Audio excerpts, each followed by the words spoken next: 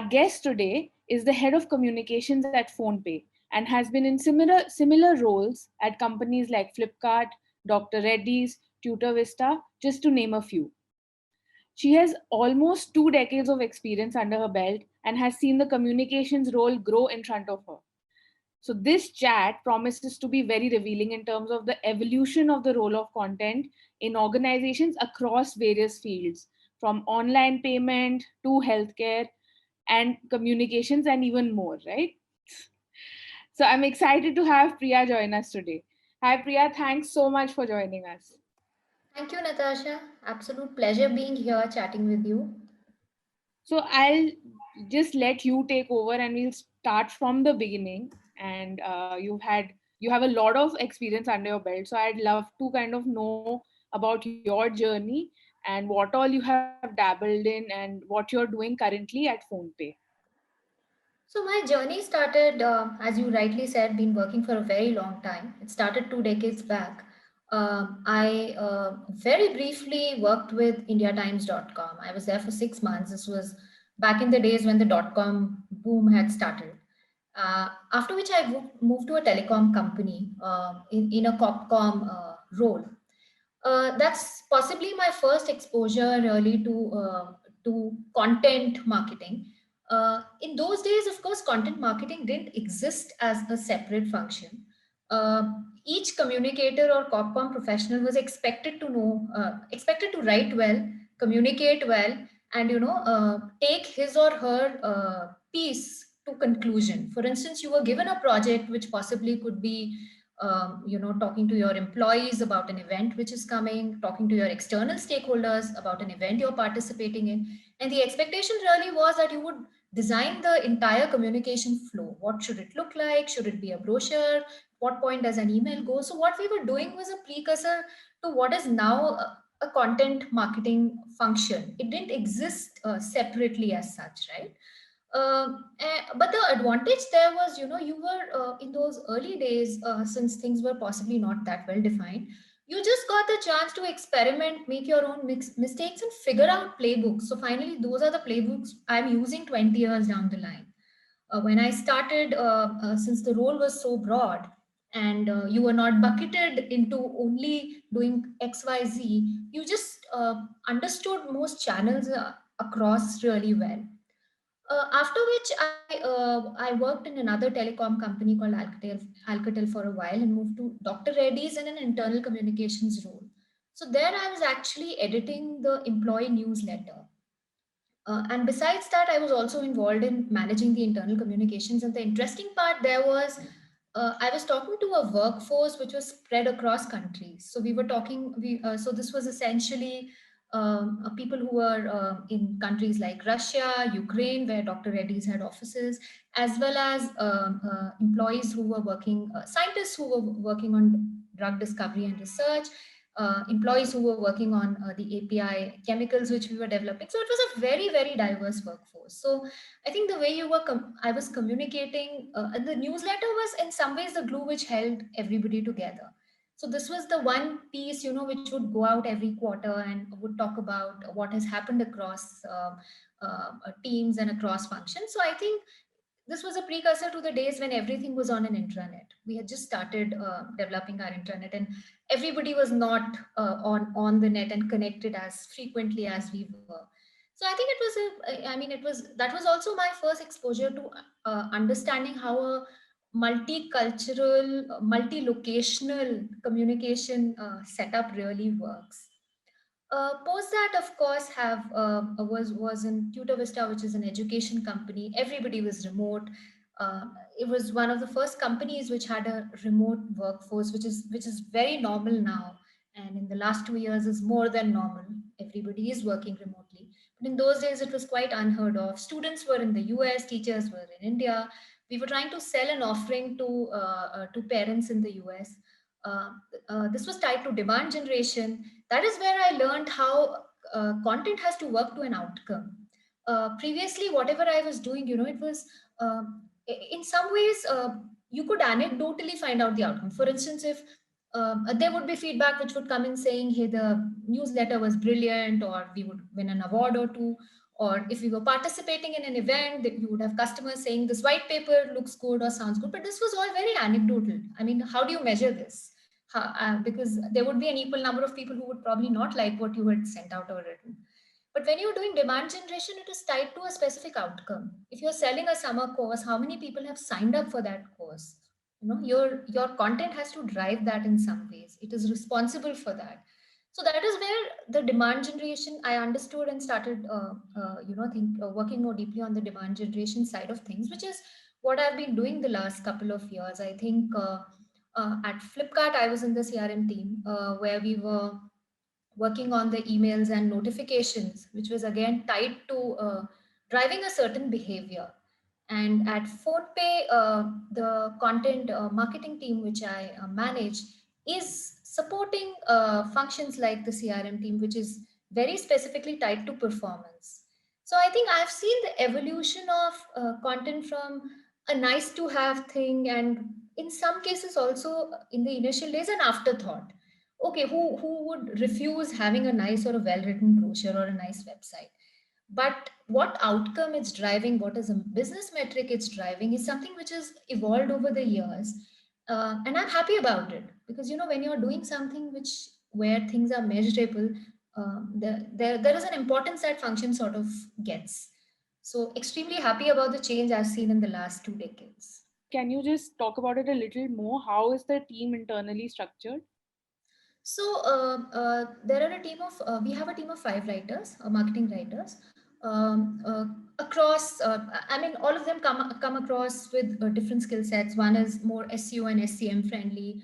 Most of them, all of them, one theme which runs across all 5 of them is they're very comfortable in writing for a consumer internet product or an app only world. That is very important because our offering is completely sold through an app, right? We reach out to consumers through an app. PhonePe, you can only use PhonePe after you download the app. We don't have a website play. And besides that, there is some of them are possibly more comfortable writing long form. Some are more comfortable with digital assets, so they bring in a longer article. So essentially, a bouquet of skills while being comfortable writing for an app only audience.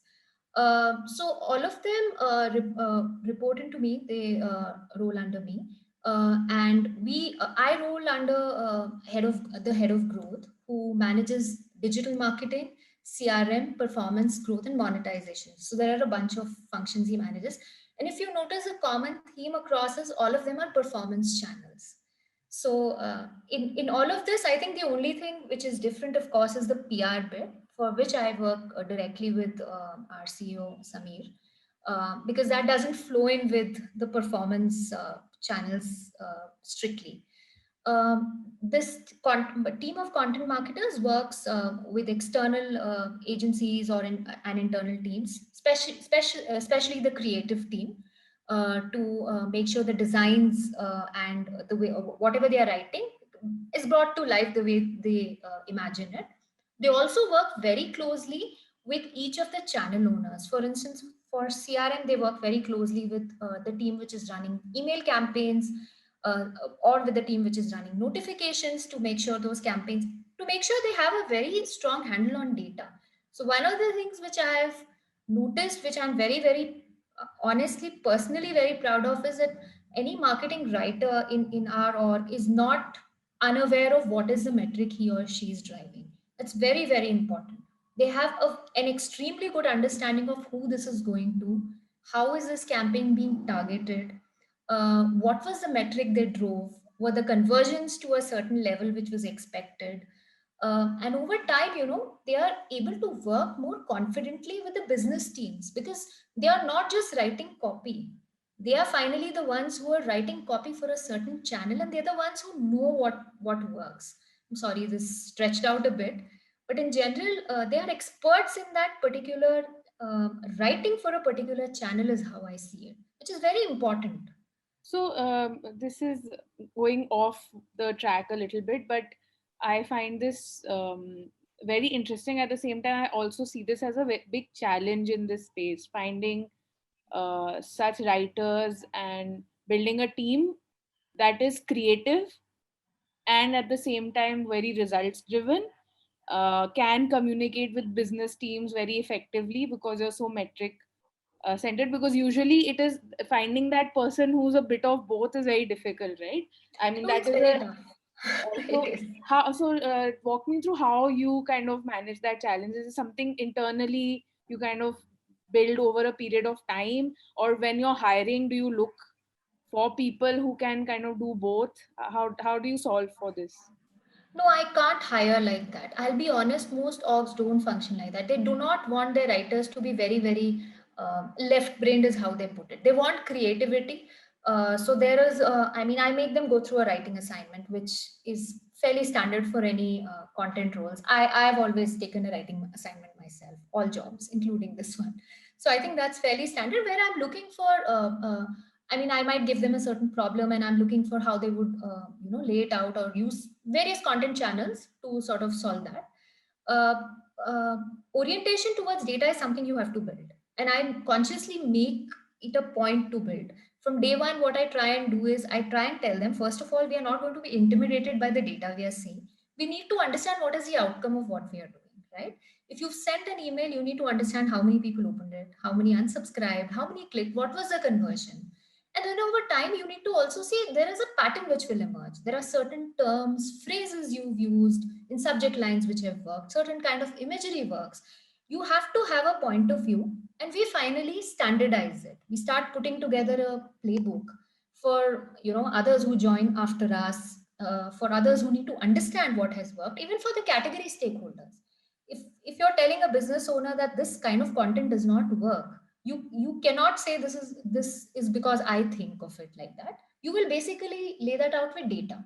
You will say these are the 5 formats we've tried, of which this kind of format has worked well, gifs have worked well, an infographic has worked better rather than possibly more content. This kind of subject line has worked well, these days have worked well. I mean, fortunately with tools there is not much you're left in terms of not being able to figure out.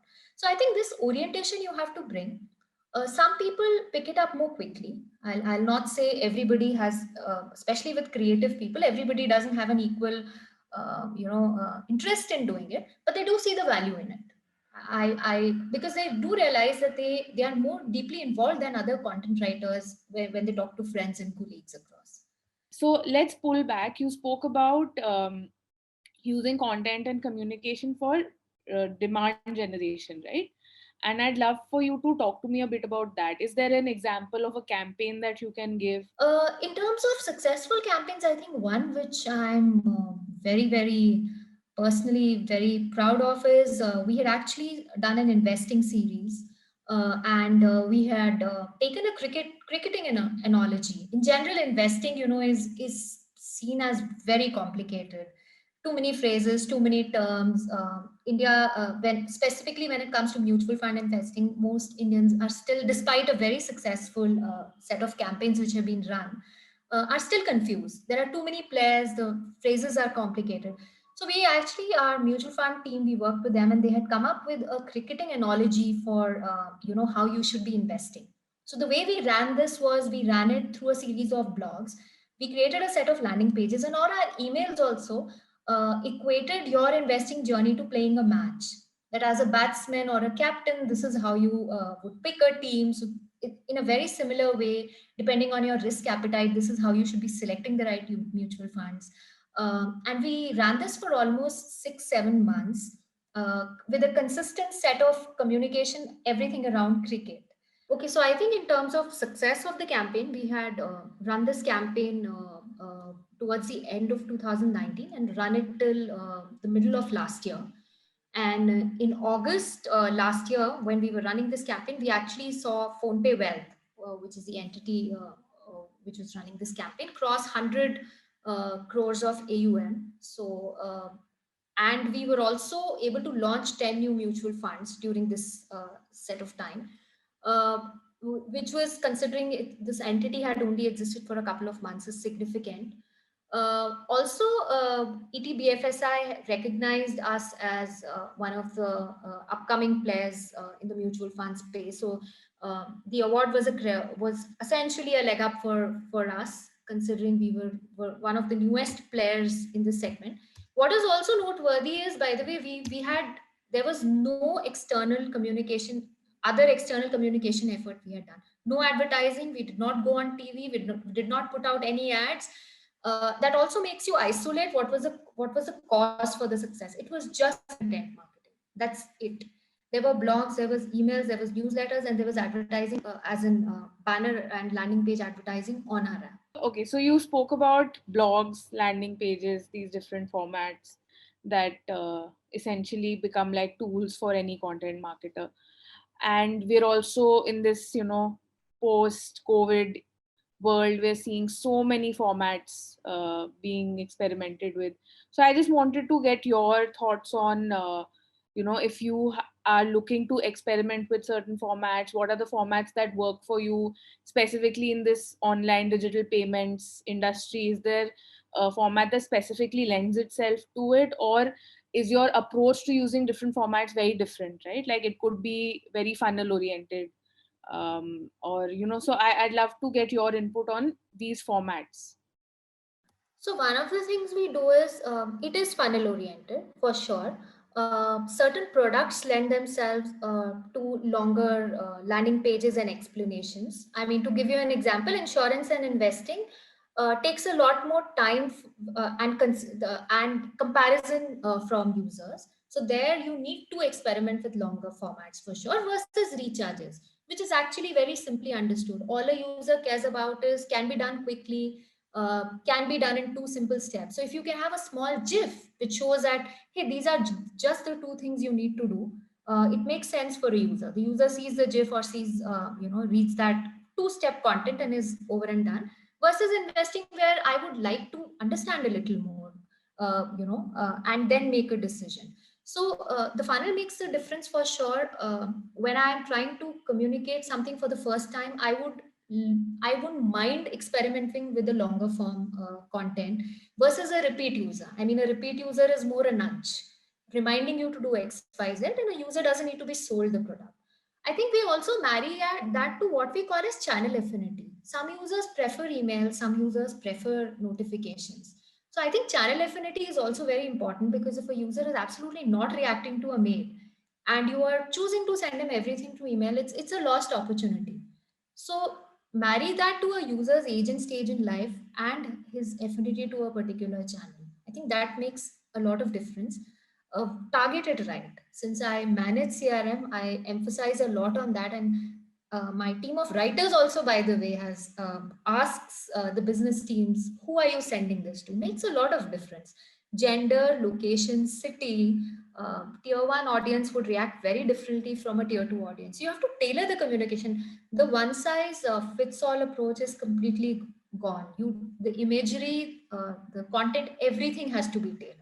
You cannot go with the a blast and spray and pray approach. That doesn't work. Asked you about a campaign specifically around demand generation, and now I just want you to talk to me about perhaps a recent campaign during pandemic or before that, where you found great success in it, with a content piece or a communications piece at the center of it. Last year, actually, when the lockdown had happened, we had run a series of personalized email campaigns. These were tailored to every city. So, what this had was, when the first lockdown hit us, most of us were trying to scramble together and find grocery stores and healthcare outlets which were open and delivering. What we needed was either the link or the phone number we could call and get home delivery. So we actually ran a city by city campaign. So our business teams put together a list of folks who are delivering with the phone numbers or the website links, which where it was a one-click order. And this campaign was actually very successful. Our users appreciated the fact that we put this together for most of our 10, 15 major cities. Uh, Ran it tailored to where a user was located. It was very useful. It was retained and it was shared. While I mean, the content, more than the content, I think the intent was very important. The fact that we put this together and created a fresh list and were able to pull this off, I think it made a lot of difference. Users retained it for multiple months. I know they shared it on WhatsApp with each other saying, hey, this is an updated list. So I think got us a lot of goodwill, which I think was totally worth it.